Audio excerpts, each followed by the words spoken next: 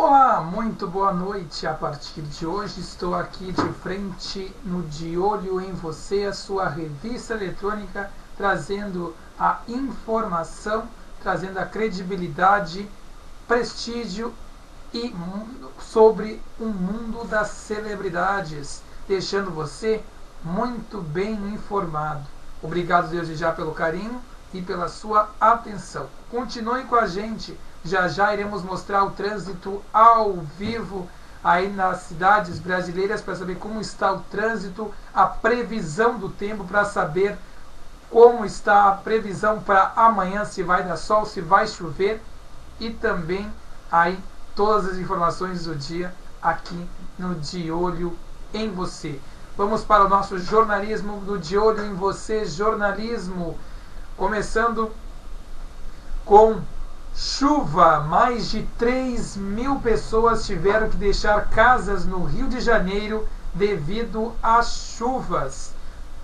Novo balanço foi divulgado pela Defesa Civil do Estado. Uma pessoa morreu e 8 estão desaparecidas em Caxias.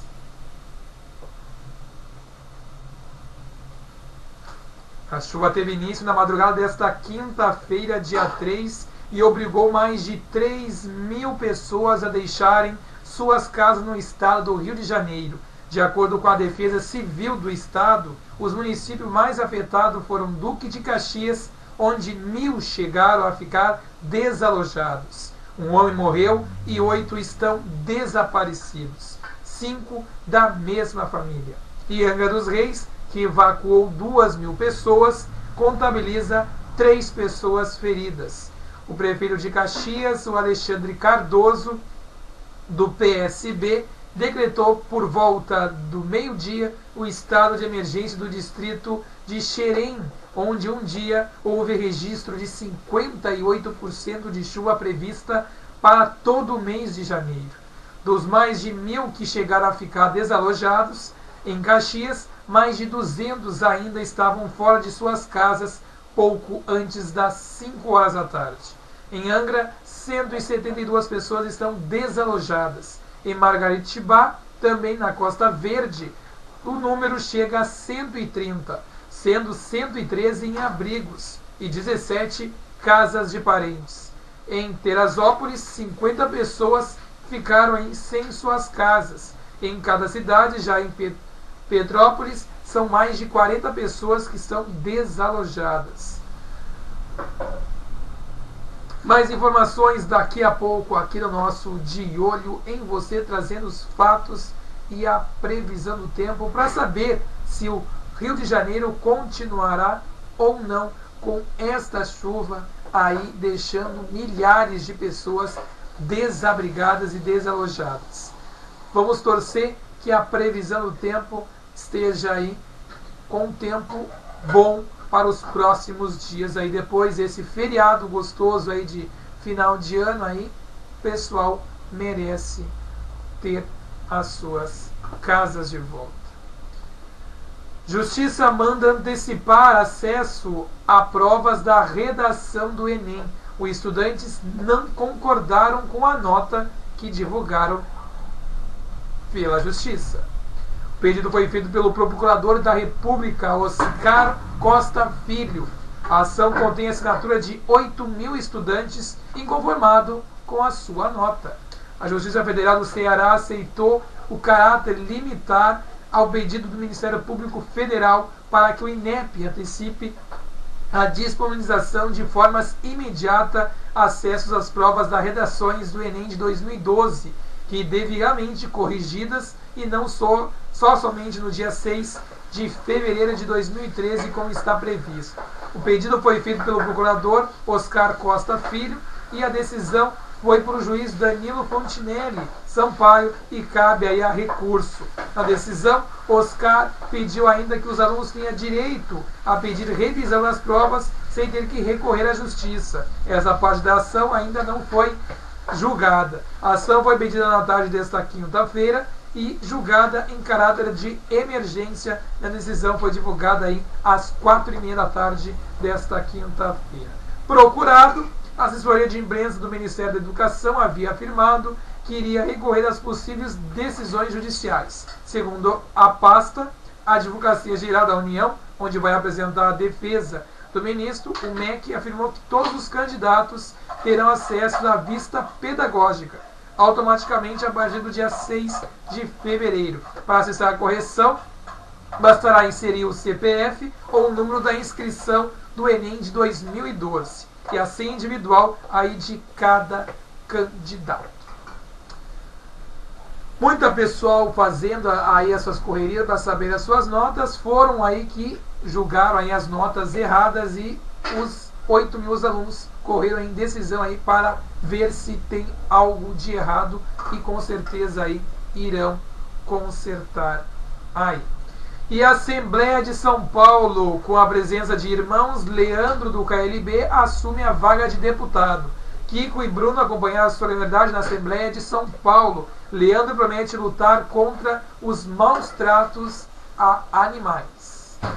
O músico Leandro Finato Skolokaka, o Leandro do KLB, assumiu nesta quinta-feira o cargo de deputado estadual da Assembleia Legislativa de São Paulo, prometendo realizar ações contra a pedofilia e maus tratos a animais. E também a favor da família das crianças, cuidando onde tem uma sociedade saudável. Afirmou ele, que participou aí como convidado da CPI de pedofilia durante 4 anos no Congresso. Sucesso para o nosso querido Leandro aí do KLB, que vai assumir o cargo aí de deputado federal. Já já tem mais notícias aqui do Brasil e do mundo. Vamos para a previsão do tempo para saber como anda a previsão, para saber se vai ouvir sol, se vai ouvir chuva durante o final de semana em todo o Brasil. Agora vamos saber a previsão do tempo da região sudeste, para saber se há ou não chuvas neste final de semana. Acompanhe a previsão. Lentamente, as instabilidades que provocam pancadas de chuva tropicais sobre a região sudeste do país vão se afastando. Essas instabilidades atingiram principalmente a região de São Paulo e de Minas Gerais nos últimos dias. Em algumas cidades já não chovia há mais ou menos 3 meses e foi um alívio, mas mesmo assim essas chuvas foram tão isoladas que quase não registraram volumes acumulados nas estações meteorológicas e tampouco serviram para acabar com a estiagem. A tendência para esse fim de semana é de tempo firme na maior parte da região sudeste do país e as poucas instabilidades ficam concentradas mais na faixa leste, formadas justamente por ventos úmidos que sopram do oceano, acabam organizando essa umidade, essas instabilidades, especialmente aqui na faixa leste de Minas Gerais, Espírito Santo e também Rio de Janeiro. E por isso a previsão do tempo para este sábado na região sudeste é de tempo firme na maior parte do estado. O calor ainda favorece algumas pancadas de chuva muito isoladas e de baixo volume acumulado nesta área mais escura do mapa aqui em Minas Gerais, mas mesmo assim essa chuva deve acontecer em uma cidade e outra não, ou seja, de maneira muito isolada e somente no final de tarde, depois do calorão intenso. A maior parte do sudeste fica com um tempo mais firme, apenas com poucas nuvens no céu, e a faixa leste de Minas Gerais e também o Espírito Santo fica com maior quantidade de nuvens, justamente por conta dessa umidade que vem do oceano, transportando aí mais nebulosidade e uns ventos que sopram do quadrante sul. A maior parte do sábado fica com tempo firme, especialmente no estado de São Paulo, bom para o lazer em todas as áreas, principalmente no litoral e também quem quiser subir a Serra da Mantiqueira. As temperaturas mínimas do início da manhã na própria Mantiqueira ficam na casa dos 10, 11 graus no início da manhã. Não chega a fazer um friozinho nesse último fim de semana do inverno, mas mesmo assim é aproveitável. O calor mesmo faz durante o dia, ali na região do Triângulo Mineiro, teremos temperaturas na casa dos... E a previsão do tempo aí vai ser de sol, sim. Mas já vamos ver daqui a pouco, depois do intervalo, no nosso De Olho em Você. Ellen era minha joia rara, diz o pai de jovem que morreu durante o voo. Zeca Pagodinho ajuda vítimas da chuva em Xerém, no Rio de Janeiro. E mãe de brasileira que leilou a virgindade e chama a filha de prostituta. Isso e muito mais daqui a pouco no nosso De Olho em Você Notícias. Voltamos, estamos de volta com o nosso De Olho em Você, trazendo as notícias do Brasil e do mundo. Já tem mais previsão do tempo aqui para todo o Brasil. Vamos para o quadro de notícias do mundo das celebridades, trazendo as fofocas quentinhas para você. E Carlos Alberto de Nóbrega afirma que não há nada errado em sua renovação com a SBT. O contrato do apresentador de A Praça é Nossa só termina em março. Os rumores circulam aí nesse início de ano, afirmando que não havia nada acertado em relação à renovação de contrato entre Carlos Alberto e o SBT. O Fuxico entrou em contato com o apresentador da Praça é Nossa nesta quinta-feira, que explicou que, na verdade, fez uma proposta a qual a emissora garantiu não poder aceitar no momento. Nada disso é certo. Esses comentários do meu contrato ainda perigo, deu risadas. Meu contrato é só renovado em março. O que ocorreu é que desta vez pedi que eles adiantassem minha renovação. Tive uma conversa, fiz uma proposta que não foi aceita e ficamos de conversar novamente. Daí vieram as festas de final de ano, as férias, e o assunto não foi para frente, só isso. Questionado a respeito da proposta que fez, Carlos disse que foi uma relação a valores, em que a negociação são assim mesmo. Quando você vai comprar casa, por exemplo, não tem que oferecer imóvel aí por 2 milhões, você faz uma oferta aí de 1,5 milhão e acaba fechando o negócio por 1,7 milhão. São conversas estendidas, todos os negócios é assim. A praça é um produto que dá boa audiência, sei que se fosse o caso de sair, por exemplo, não me faltaria emprego em lugar nenhum. Não será uma falta de acerto financeiro, uma bobagem dessa que me faria sair da uma emissora onde tenho carinho, respeito e trabalho. O apresentador falou também que houve uma conversa com a Daniela Beruti, a diretora artística da programação do SBT, filha de Silvio Santos, sobre o assunto, já que Silvio está em viagem de férias. Já houve uma primeira reunião, Daniela conversou comigo e está tudo bem. Já nos acertamos e vamos esperar Silvio voltar, como disse. Fiz uma proposta e a resposta foi o que no momento não há possibilidade. Não há nenhum tropeço em relação aí ao contrato do apresentador. Já já tem mais notícias do mundo das celebridades, trazendo as informações para você. Vamos para um rápido intervalo e na sequência tem mais notícias para você aqui no nosso De Olho em Você. Já voltamos.